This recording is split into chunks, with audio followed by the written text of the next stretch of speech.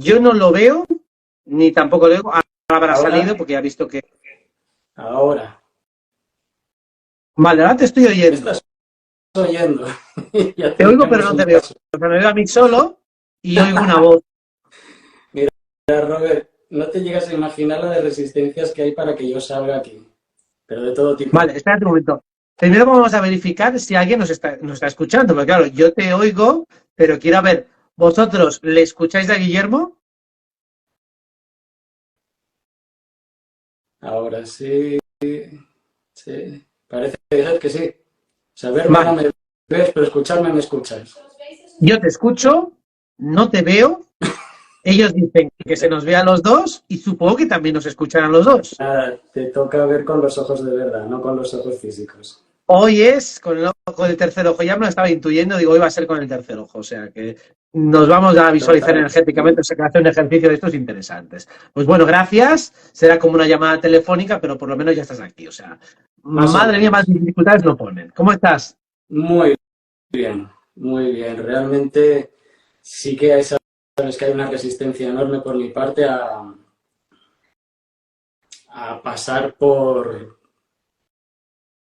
el, por la salida del anonimato. Ya sabes que yo en segundo plano me siento muy a gusto, muy cómodo, muy confortable, pero estar exponiéndome, aunque sé que es exactamente lo que tengo que hacer, me cuesta un montón. Y ha habido, ya te digo, resistencias de todo tipo, físicas, técnicas, bueno, los que quieras. Imagínate, ahora mismo está viendo. Sí, bueno, pues es igual, lidiaremos con todas ellas y ya está. Bueno, encantado de que estés aquí. Estaba comentando, presentándote un poco al resto, para decirles que eres sanador energético, canal crístico, viajero astral. Bueno, tienes el completo de lo que son las habilidades psíquicas y conocimiento del mundo invisible. O sea que también me apetecía que mi comunidad de gente que más o menos me va siguiendo, que te conociera y que viera un poco, pues también un poco de qué eres capaz. Ahora que te dedicas a, bueno, sobre todo entiendo que principalmente al tema de la sanación energética, también específicamente al tema de la Kundalini, me gustaría, si quieres, por arrancar con algo, que nos expliques un poco qué es lo que haces con la terapia o sanación energética, qué es la Kundalini, incluso para el que no lo sepa, un poco que nos expliques a qué te dedicas, qué es lo que haces en tu día a día, en tu trabajo. Mi día a día realmente es muy entretenido porque paso de una frecuencia a otra frecuencia, es decir, trabajo con energías, sí, pero son energías que en un momento dado pueden tener mucha diferencia entre unas y otras. Por ejemplo, la energía de la Kundalini es una energía que es por así decirlo, toda la creación parte de esa energía, es la energía de la creación, mucha gente lo dice, la energía sexual.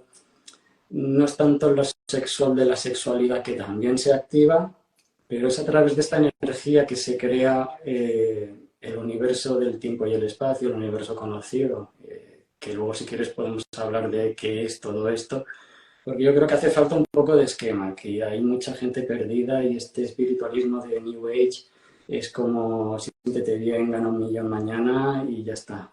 Y no, no es eso. Entonces, ¿qué tenemos? Con la energía de la Kundalini nos enfrentamos a una toma de contacto directa contigo mismo. Es decir, es la energía que mayor poder de deshipnotización tiene. ¿Qué quiere decir con esto? Que te lleva a tu genuinidad de una manera rápida. Rápida entre comillas, vamos a poner, porque cada uno tiene su ritmo, cada uno tiene su camino, pero sí que es cierto que la ayuda es tremenda. Eh, no es lo mismo una persona que tiene mucho trabajo por delante que una persona que ya lleva mucho trabajado. Eso que dicen de alma vieja, alma nueva, no es así. Todas las almas tienen la misma fecha de manufactura, por así decirlo, pero sí hay almas más experimentadas y menos experimentadas. Y en el momento que se crea la división, por así decirlo, unas escogen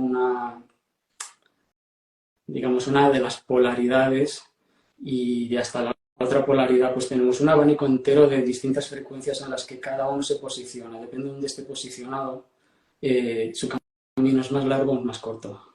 Pero la manufactura de todas es la misma. Total, que esta energía lo que hace es llevarte a ver realmente qué eres tú, qué deseas tú, tanto de ti mismo como de la vida, y empiezas a desengranar y desmigajar ese personaje que te has creído en base a lo que los demás esperan de ti, ya sea familia, ya sea sociedad, ya sea cultura, ya sea religión, cualquier cosa de las que hoy en día te adoctrinan sin tú darte cuenta. Entonces dejas de ser tu yo genuino para ser lo que se supone que es normal o lo que se supone que los demás esperan por ti, porque en un inicio, eso que dicen que no tenemos ego, el ego está desde el principio, en el momento que hay cuerpo hay ego, pero sí que pasamos a ser como esponjas, o sea, ya desde el útero empezamos a adoctrinarnos en base a las creencias de nuestra madre, nos las traspasa. Más adelante, llegado hasta los 6 años, realmente no somos nosotros, somos lo que son nuestros padres. Y si a nuestro padre le encanta el fútbol, hay muchos números de que te gusta el fútbol. Y si a tu madre, yo qué sé, odia los coches y les tienen miedo, un pánico enorme, hay muchos números de que tú también estés ahí. Entonces esta energía lo que hace un poco es sacar capas y capas como si fuésemos una cebolla de qué eres, qué no eres, para ir definiéndote y llegar a tu punto más genuino. Evidentemente, la Kundalini y la consciencia es exactamente lo mismo, si sube una, sube la otra. Con lo cual, a mayor consciencia, mayor conocimiento y mayor visión de la jugada también te ayuda mucho a comprender qué eres, dónde estás y a no reaccionar a lo que te envuelve, sino a aprender a accionar. Pasas de ser como el que dice la víctima a ser el creador. Cada uno con su proceso, cada uno en su camino. Estarán los que ya estén en un punto y los que no lleguen a ese punto en 3 vidas. Pero cada uno recibe lo que tiene que recibir ahí. Es interesante, yo desde la perspectiva de la astrología, que al final no deja de ser la rama principal, lo asemejo mucho al elemento fuego y de hecho a veces la Kundalini también se experimenta o se vive como un fuego que te va recorriendo. Entendido el fuego como el elemento de la autenticidad, el elemento del espíritu, el elemento de aquella parte que no está condicionada por la cultura, condicionada por la herencia familiar, condicionada por los aprendizajes, sino que es la parte más innata, más espontánea, más inmanente, la más natural, y es aquella la que entiendo que está estimulando, ¿no? Para poder diferenciarla de todas las estructuras adicionales o capas adicionales que se van agregando a medida que arrancamos el periplo encarnatorio o que nacemos de una cultura o en cualquier otro lugar. Entonces, para mí, por lo menos por lo que entiendo que estás describiendo, tiene mucho que ver con lo que nosotros llamamos en astrología el elemento fuego, el sol, que además me consta que tú tienes mucho fuego en carta y también es natural hasta cierto punto que tomes ese tipo de terapia como uno de los epicentros de tu camino de vida, que es encontrar la autenticidad del ser y tratar de desenmascarar todos los agregados culturales y toda aquella adherencia que crea muchas veces un personaje que es impostado, que está totalmente condicionado por las expectativas de los demás y que finalmente lo que está haciendo durante su vida es tradicionarse constantemente, sea por complacer, sea por encajar o sea como sea. O sea que es un tema interesante y no sé si quieres agregar algo más al respecto o quieres comentar ese tema que habíamos hablado antes de empezar la charla, de hablar del inicio, de cómo también empieza todo, que también es un tema muy de elemento fuego, que es cómo se genera esto, de qué va este juego, este simulador, esta Matrix, esta encarnación, ¿qué es esto? ¿De qué va todo esto? Que era el título de la charla. Claro, es que aquí ya aparecen un montón de terminologías que deberíamos empezar a aclarar. Por ejemplo, mencionas Matrix. La Matrix cree mucha gente que se limita a este mundo, ni de lejos. A ver, voy a mirar a ver cómo lo bajo y además me acuerdo que la primera vez que nos vimos tú y yo me dijiste, tú vienes un poco a bajar el cielo a la tierra en lo que a información se refiere, esquematizando y dejándolo muy llano para los demás. Pasa es que cuando la mente deja ese punto de... Es como una transición de la mente concreta a la mente conceptual, pasas a entender muy bien los conceptos, pero necesitas una especie como de traductor simultáneo para pasar eso aquí. Entonces voy a tratar de hacerlo en terminología que si, por ejemplo, si digo Dios y Cristo, queda como muy de la iglesia cristiana apostólica, lo podemos cambiar por fuente hijo en un momento dado, ¿vale? empezando, deberíamos empezar por el principio. El principio es la fuente, ¿vale? La fuente, dos de sus propiedades, de las muchísimas que tiene, que es inmenso, son: se expande, y aparte de esa expansión, lo que tiene es la facultad de crear. Una conlleva a la otra. Entonces, cuando Dios se expande a su ser, en su ser, podemos decir que esa expansión la podemos empezar a llamar Cristo o el Hijo, ¿vale? El Hijo es exactamente igual. La única diferencia que diferencia al Padre del Hijo es que el Padre ha creado al Hijo y el Hijo no ha creado al Padre. Entonces, tiene exactamente la misma particularidad, las mismas atribuciones, es exactamente igual en todo. Bueno, ya tenemos al Padre y al Hijo. El Hijo, como tal, también se expande, y expande su ser en su ser. Elijo muy bien las palabras, su ser en su ser. Entonces, en esta, digamos, expansión, hay un momento dado que se genera una idea, digamos, absurda, una idea loca, una idea que no tiene sentido ninguno, pero es una idea de la que olvida reírse, ¿vale? Porque sí hay risa ahí. Es una algarabía, es de otra forma, ¿vale? Pero pues, dejándolo en un idioma aquí 3D, terrestre, que nos podamos entender, es una idea loca en la que olvida reírse. ¿Qué pasa?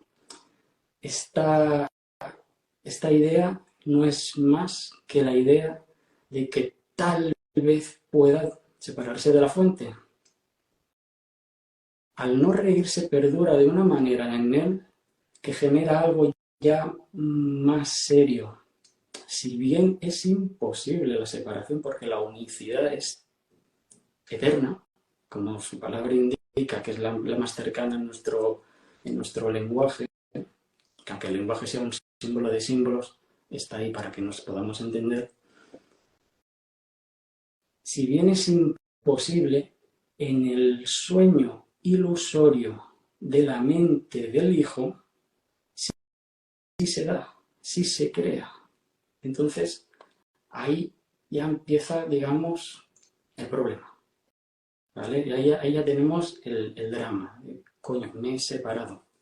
No se da cuenta que está en un sueño, que es la ilusión dentro de un sueño, pero la ensoñación, como tú bien sabes, puede ser igual de real que la realidad. Pese a que ahora ya mismo estamos en ese sueño, cuando soñamos, muchas veces, a no ser que estés ya muy entrenado, eres incapaz de reconocer si estás soñando o estás en una realidad, vamos a ponerle comillas a esa realidad. ¿Qué pasa? Ahí ese punto ya es cuando entra la división de la mente. Ahí ya tenemos 3 factores. Realmente no es una división, son 4. ¿Vale? Pero explicar los detalles de las 4 es algo que tendría que escribirlo porque es muy denso y me costaría un huevo transmitirlo ahora con palabras. Pero entonces llegamos ya al punto que él cree que se ha separado, y le pongo él como si fuesen personajes, ¿vale? Para que sea más fácil. Él cree que se ha separado y ya aquí entra una división. ¿Qué división mental es esta? Por un lado tenemos el ego, que es la creencia de que me he separado de la fuente. Tenemos al Espíritu Santo, que es el recuerdo de esa unicidad divina, que si bien es eterna, en ese momento es un recuerdo, porque si algo tiene un miedo es que te enajena, es que te ciega. Y luego tenemos una tercera parte en esa división mental, digamos, y esa tercera parte es la que decide en qué mente me posiciono o qué frecuencia de las dos me pongo. Realmente, si al ego lo sintetizásemos del todo, es un miedo, es el miedo. Y si el Espíritu Santo, ese recuerdo de la fuente, lo sintetizásemos hasta la última unidad, nos queda el amor. Ya son opuestos, ahí ya tenemos una dualidad, ya hemos empezado con la dualidad. O sea, esto viene de lejos. No es aquello de, no, la dualidad está quinta, hasta sexta, hasta séptima, ¿no? Cuando llega a octava ya no hay dualidad. Los cojones. La dualidad está desde el inicio. Desde el inicio de la creación. Creación que no es real, pero bueno, vamos a llegar a eso, ¿no? Al final es un sueño, pero hay que entender un poco de qué va. En el momento que nos creemos la ficción de ese miedo que no deja de ser el ego, vamos a poner el personaje de ego y nosotros, ¿no? En el momento que nosotros, como hijos de Dios, nos creemos al ego, entramos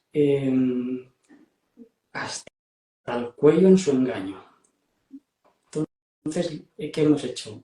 Con la facultad que tenemos de crear, no hemos hecho más que crear el ego, pero claro, un ser en esa dimensión, en la antimateria, creando algo, le está dando una serie de facultades que son la hostia. El ego por sí mismo es como una inteligencia artificial. Razona, sabe de su existencia, pero en esa misma sabiduría de su existencia entiende la fragilidad de esta. Y la fragilidad radica en que simplemente la elección del hijo es lo que lo ha creado a él. Por lo tanto, si el hijo cambia de opinión, él deja de existir. Y aquí es donde teme por su subsistencia. Para que esto no se dé, para que el hijo no cambie de opinión, el ego tiene que crear digamos, un plan, ¿no? Algo maquiavélico. De alguna manera tiene que convencer al hijo que se desprenda de la mente. Porque dice, vale, yo he sido creado a través de la mente y a través de la mente me puede descrear. Es decir, no soy nada, vengo de la nada, me han creado, pero tal como me crean me pueden dar pasaporte. Aquí es cuando entra, digamos, la parte más hija de puta del ego. Y dice, vamos a ver, muchacho, te has cargado de la unicidad, has traicionado a tu padre, eres un pecador. Ya entra aquí ya en juego un término que no existía en el diccionario del cielo, por así decirlo, ¿no? Que es el pecado. Hostia, claro, si eso es pecado, porque has renunciado a la unicidad, le has dado la espalda al Espíritu Santo, porque claro, en el momento que toma una decisión, cuando decide creer al ego y no al Espíritu Santo, es porque el Espíritu Santo no puede dar veracidad a algo que no es real, con lo cual el Espíritu Santo, como hace la fuente, porque el Espíritu Santo digamos que es el recuerdo genuino de la fuente, es como tener la fuente, aunque no esté presente, es que ni se puede resistir ni puede tomar acción en ese momento porque entonces le está dando una veracidad a algo. Si te resistes contra algo, le estás dando crédito a ese algo. Y con lo cual, el Espíritu Santo ahí lo que hace es mantenerse en silencio y emanar el amor incondicional que emana la fuente. El ego está ahí, como Pepito Grillo, dando por saco constantemente, con lo cual acabas metiendo el foco de atención a ese ego.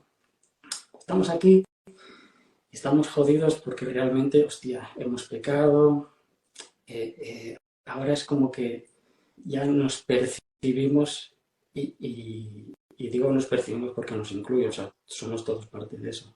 Nos percibimos como un individuo separado, un individuo en pecado, y lo que era un sueño, ¿vale? Porque hemos hablado de que esto no deja de ser la ilusión dentro de un sueño, pero claro, ese sueño, con esos términos nuevos, me he separado, hay pecado, de sueño pasamos a pesadilla, ¿vale? Esa pesadilla, esa pesadilla empieza a calar de una manera atroz. Cala de tal manera que el ego ve su oportunidad, dice, vale, bien, este ya lo tengo acojonado, voy a rematar un poco la faena. Entonces es un poco como, si has pecado, te castigo, porque lo que tiene el pecado es que se debe castigar. Y eso está en todas partes, ¿no? Como que dice, eso lo sabe hasta Dios, cuando Dios es solo amor. Pero bueno, en ese momento estamos trabajando con el sistema de pensamiento del ego, que es un pensamiento enajenado totalmente, o sea, es el miedo pensando. Y el miedo no tiene ningún tipo de base de lógica, pero sí es un superviviente nato. Entonces, si hay pecado, hay castigo. Si hay castigo, hay miedo. Ya metemos el miedo. Ahí el hijo comprende otro término nuevo para él, que es el miedo. O sea, ese diccionario que solo tenía cosas magníficas, por así decirlo, empieza a tener ya motitas negras muy jodidas al punto de que sufre. Y como sufre tanto y la única voz que realmente está escuchando es la del ego, pues llega un momento que en desesperación le dice, bueno, tío, ¿y qué hago? ¿Qué hago? Porque estoy fastidiado. Y ahí es cuando el ego ya, como que dice, remata la faena, ¿no? Entonces le dice, a ver, tú te has separado desde la mente. La culpa que hay en ti radica en la mente. Lo que tienes que hacer es sacar la mente de ti. ¿Cómo? ¿Vale? ¿Cómo hago esto? Si esta es la solución, entonces dice, proyectala fuera. En el momento que tú proyectes la mente, esa culpa también se proyectará.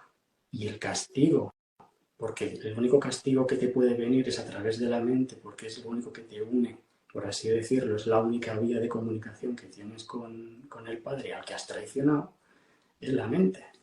Con lo cual, el hijo dice, hostia, pues sí, esa es la solución. Fíjate que aquí el ego lo que está haciendo es proyectar su propio miedo en el hijo y el hijo proyectarlo en el ego. O sea, es como la pescadilla que se muerde la cola, se hacen un binomio cojonudo. En este momento son el equipo, son el Dream Team, son compitruenos. ¿Qué pasa? Cuando una mente que está fragmentada, que por orden hemos dicho que tiene separación, individualidad, pecado, culpa, miedo a la muerte.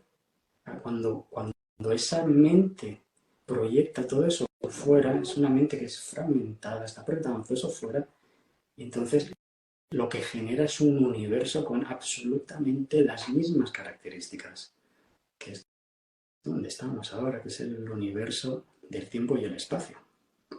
Entonces, es un universo que ya nace, por así decir, no voy a decir maldito, ni muchísimo menos, pero muy jodido de transitar. Ya es un universo incómodo para todos. ¿Qué pasa? En ese universo, el ego siempre está buscando la división. Cuanta más división, cuanta más profundidad, cuanto más se baje en la vibración, más lejos estará de la fuente. Con lo cual, más lejos estará de que el hijo pueda entender a la fuente y volver a casa, por así decirlo. Nunca ha salido de casa, nunca se ha dividido, pero sí está en una ensoñación. Y dentro de esa ensoñación ha generado todo esto. ¿Qué pasa? Cuando la mente, una mente que está fragmentada, proyecta afuera en lo que es el sistema de pensamiento del ego, que es un sistema de pensamiento de división, culpa y miedo y supervivencia, lo que pasa ahí en ese momento es que en ese universo es como que ¡pah!, explota y se divide en cientos de miles de millones de billones de piececitas, ¿vale? Todas esas piececitas, esa es la filiación, eso somos nosotros. Pero hay una cosa, y es que si bien todos compartimos la misma esencia y en esencia somos lo mismo, y no es que solo seamos lo mismo, sino que es que somos uno, la percepción no es esa, la percepción es la de separación. Y sí que se da algo que hasta ahora no se había dado, y es que cada pieza es distinta a la otra. Cuando te dice, todos somos iguales, dentro de la creación, siento decir que no, que todos somos diferentes. Todos tenemos nuestros atributos, todos tenemos nuestras cualidades, unidades. Está muy bien repartido las cosas como son, porque el ego, aunque el ego no se dé cuenta, por mucho que huya, el ego en sí mismo es un caballo de Troya, porque de lo que no se puede deshacer nunca es del recuerdo de la fuente que hay en el hijo. Ese recuerdo está ahí. Sí que dentro del sueño es complicado llegar a contactar con ese recuerdo, pero por mucho que el ego cree, por muchas divisiones que quiera montar, por muchas subdivisiones que quiera generar, por muchos sitios donde quiera profundizar para esconderse, por mucho que quiera, no le queda otra que estar generando. Realmente quien genera somos nosotros, pero en base a todo ese sistema de creencias. Pero estamos generando con el recuerdo, que aunque no sea consciente está ahí, y es por eso que nunca, nunca, nunca un sistema se puede ir como este a tomar por saco, porque siempre tenemos el comodín, que es nuestro recuerdo con la fuente. Así que básicamente Sí, explicado, y espero que se haya entendido, ese es un poco el principio. Da para 70 directos y aún así nos quedaríamos cortos, pero así en 2 patadas creo yo que lo más rápido sería eso. quizás esa es la esencia del juego, ¿no? O sea, tal y como lo planteas, dando esa tríada, de esa triada inicial, siempre tienes todas las posibilidades. O sea, o regresas a la fuente, o te sumerges en el juego, o basculas entre ambos. Pero esos principios dan lo que es la naturaleza de lo que es un juego. Por eso se parece mucho a la estructura de un juego, en el que hay diferentes tipos de metas, diferentes maneras de jugar, reglas de juego, penalizaciones, premios, castigos, pero en definitiva es experiencia. Si la Exacto. fuente se desdobla inicialmente, es precisamente para experimentar y para jugar. Y siempre desde esa perspectiva, todo está entre comillas bien, porque todo está permitido y al final lo que busca la conciencia a sí misma es una experimentación, una inmersión en una experiencia que aun a sabiendas de que es ilusoria, es más entretenida, por así decirlo, que el vacío eterno y la vacuidad. O sea, que por Sí, eso, desde mi punto de vista, por sí lo menos, para eso estamos y aquí no. jugando. Aquí creo que debería introducir no una corrección, porque no me gusta llamarle correcciones, pero la fuente en sí misma no necesita experimentarse a sí mismo. Quien necesita experimentarse a sí mismo es el hijo. Es el hijo porque ha adoptado una serie de cualidades que no son suyas, y entonces todo este juego empieza con el ¿qué pasaría si? Entonces realmente lo que estamos haciendo aquí es experimentarnos a nosotros mismos en el qué pasaría si, para darnos cuenta que no pasa absolutamente nada, porque nunca jamás ocurrió nada, la fuente no se ha desdoblado, no somos uno con la fuente, pero sí que esa ensoñación se aprecia como un principio de desdoblamiento, y con el engaño, por así decirlo, del ego, de ese desdoblamiento pasamos a una separación, pero realmente la fuente en sí misma no se separa nunca del hijo ni el hijo de la fuente, pero sí se da eso. Luego tenemos la otra versión que es la real. Todo lo que he contado es la versión desde nuestra perspectiva, desde nuestro prisma. La versión auténtica es que esa idea, en el momento que se genera, no tiene ni un instante en el que ya se ha corregido. Pero ¿qué pasa? En el momento que el ego, que si bien el ego puede ser todo lo loco que tú quieras, pero no deja de tener una inteligencia soberbia muy por encima de la media, vamos a decirlo. O sea, es un superdotado, es un Mr. Hyde auténtico, pero con una idea de superdotado, una mente muy, muy, muy potente. Él lo que hace es, vale, esto que puede ser un instante y yo desaparecería en un instante, lo que hago es generar dimensiones de consciencia en las que las vibraciones son más lentas.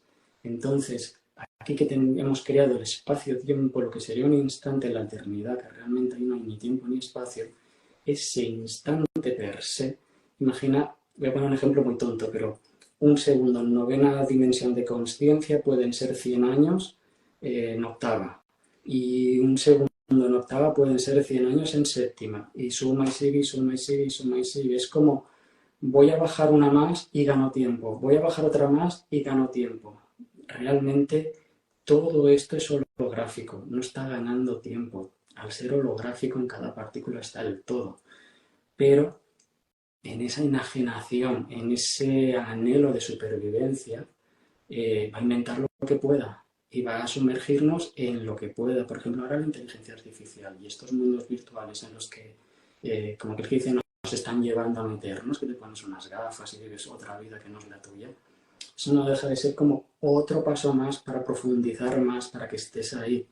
Y en el momento que te creas eso como tuyo, estás emulando un poco lo que hemos hecho hasta ahora.